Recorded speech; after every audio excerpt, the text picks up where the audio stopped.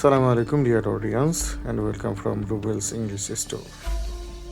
কোনো কিছু করতে সক্ষম বা সমর্থ হব এরকমটি বোঝাতে এই ক্ষেত্রে স্পোকেন রুলসটি হচ্ছে subject plus will be plus able to plus verb. সেক্ষেত্রে আমরা যদি কয়েকটি উদাহরণ লক্ষ্য করি তাহলে আমরা দেখতে পাচ্ছি যে প্রথমে যে উদাহরণটি রয়েছে সেটি হচ্ছে I will be able to learn English, আমি ইংরেজি শিখতে সক্ষম হব।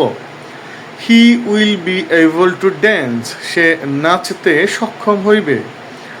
দে will be able to eat, তারা খেতে সমর্থ বা সক্ষম হইবে। সো দ্যাটস ইট, আমার time to stop here.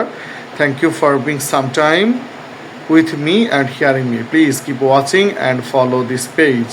Thank you so much. Assalamu alaikum wa rahmatullah.